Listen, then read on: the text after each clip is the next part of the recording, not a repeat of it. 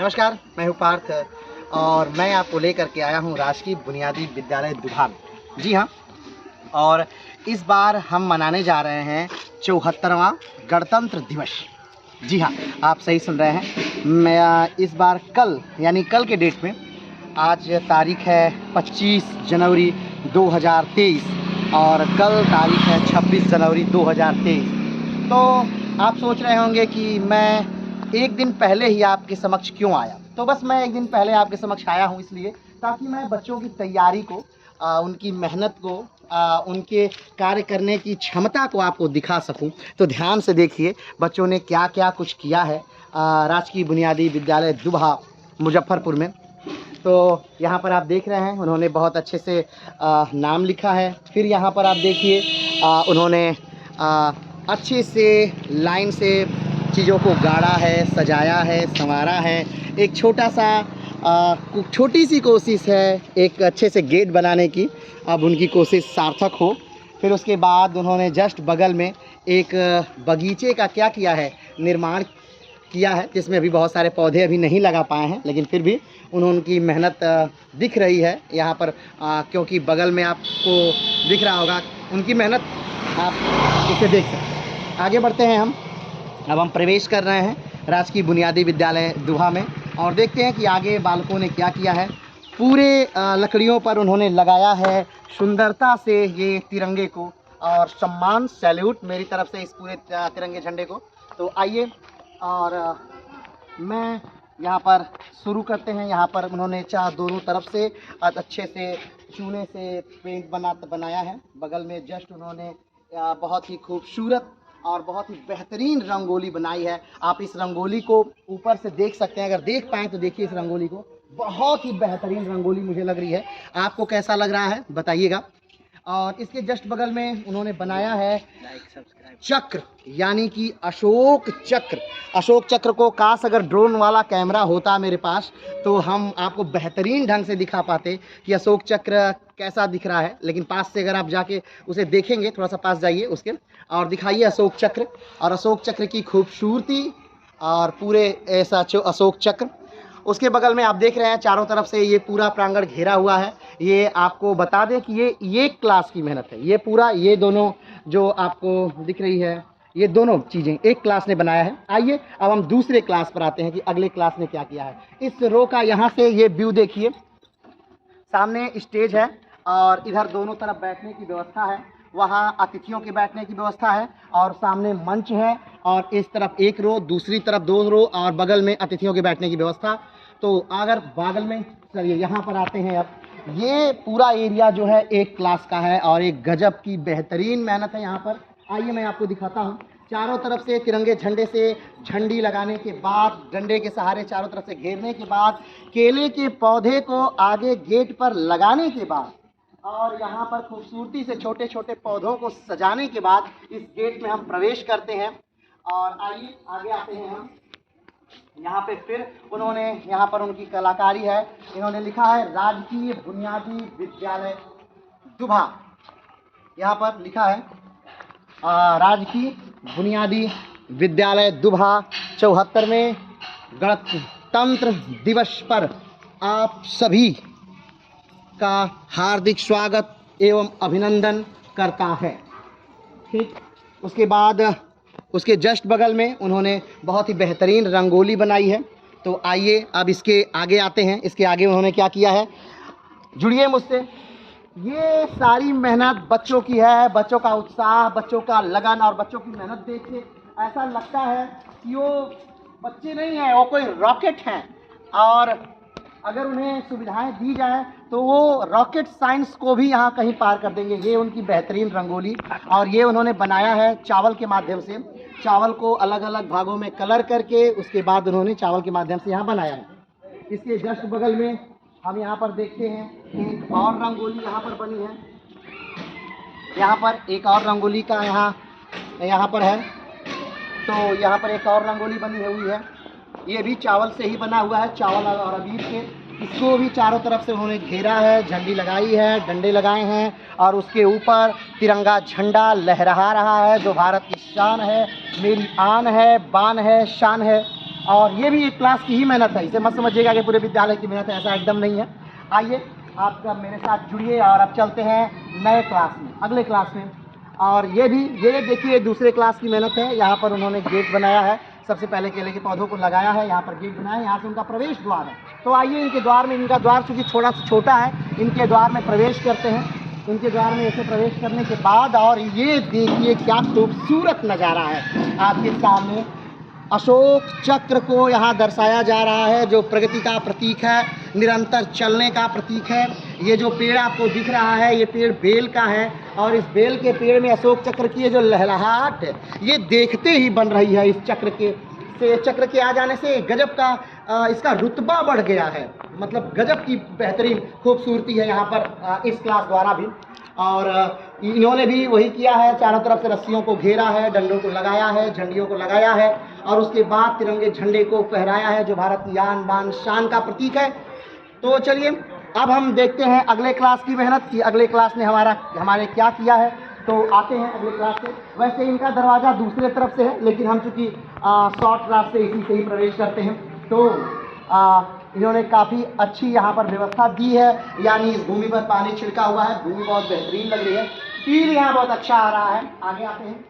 वाह, इन्होंने बनाया है लाजवाब तिरंगे का रूप, इन्होंने दिया है अपने हाथों से। ये जो बेहतरीन तिरंगा बनाया है, ये सच में बेहतरीन है, बहुत बेहतरीन इन्होंने कार्य किया है। इतना बेहतरीन मुझे नहीं लगता कि कोई और अभी तक बालक किया है।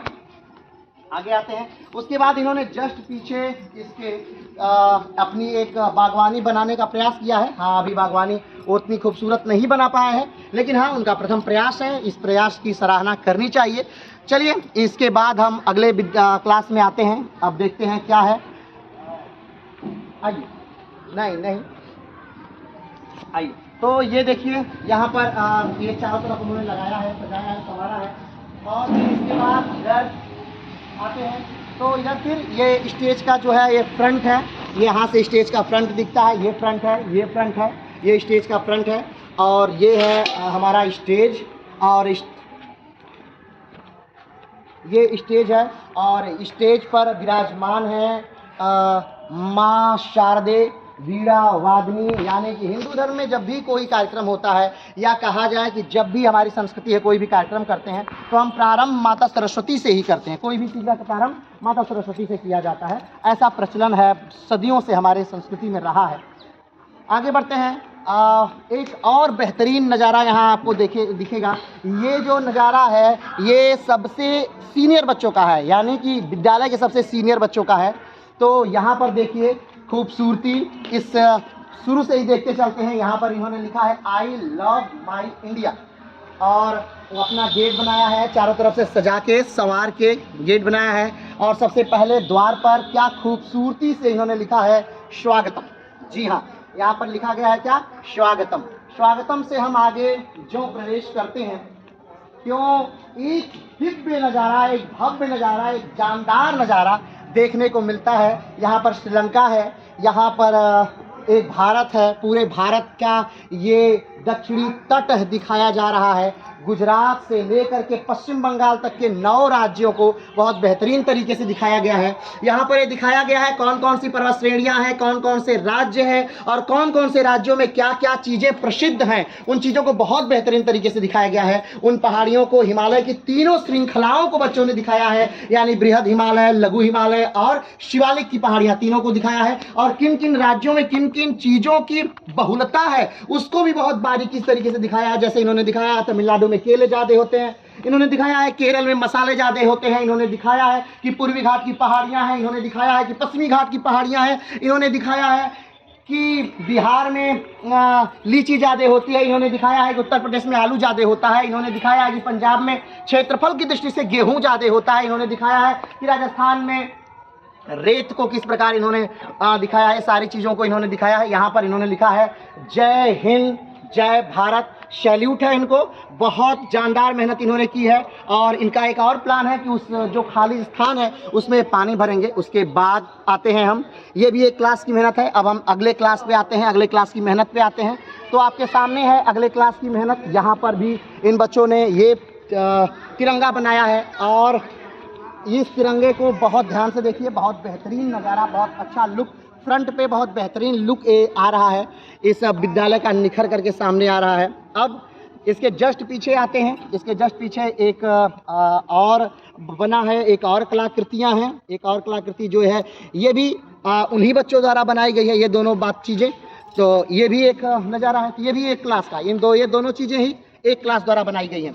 तो आइए अब एक नए क्लास में चलते हैं, लेकिन हाँ वो क्लास थोड़ा सा दूर है, आइए देखते हैं उस क्लास ने किस हिसाब से मेहनत की है अपने विद्यालय को बढ़ाने में, अपने विद्यालय को सजाने में, अपने विद्यालय को संवारने में उन्होंने किस हिसाब से मेहनत किया है, इसको भी देखते हैं।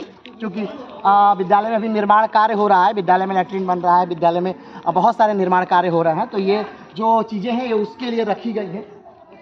आइए, तो ये भी एक कक्षा की मेहनत है आपके सामने। उन्होंने बड़ा सुंदर सा गेट बनाया है, दोनों तरफ झंडियाँ दी हैं, रस्सियाँ दी हैं और बड़े अच्छे से सजाया है। ये जो पोल है इसी में कल झंडा फहराया जाएगा।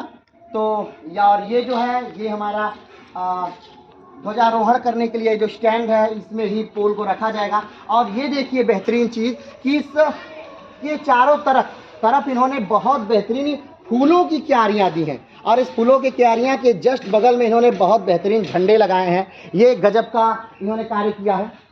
ये भी पूरा मेहनत एक ही क्लास का है और इस क्लास को भी बहुत धन्यवाद, बहुत साधुवाद, बहुत बधाई कि उन्होंने इतना मेहनत किया है। आगे आते हैं अगली कक्षा की मेहनत पर।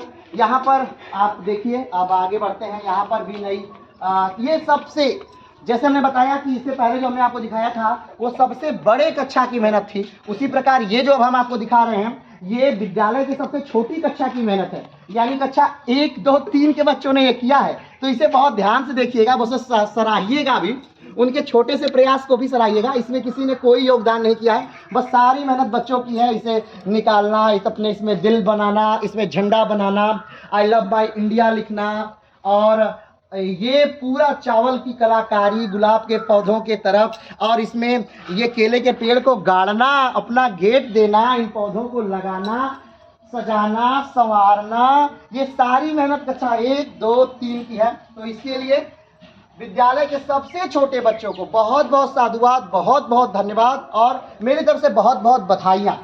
तो आइए आप देखते हैं इस ओवरव्यू को। अब यहाँ से खड़े होकर के हम इस पूरे विद्यालय का एक बार ओवरव्यू लेते हैं। तो आप भी बताइएगा कि मेरा विद्यालय आपको कैसा लगा, ये विद्यालय आपको कैसा लगा, ये पूरे विद्यालय प्रांगण में और क्या कमियां हैं और क्या सुधार किया जा सकता है। आपसे अपेक्षा है कि आप बताएंगे कि और क्या बेहतरीन हो सकता है और क्या नया हो सकता है इस विद्यालय में। तो आपके कमेंट का इंतजार रहेगा। तब तक के लिए नमस्कार, धन्यवाद, जय हिंद।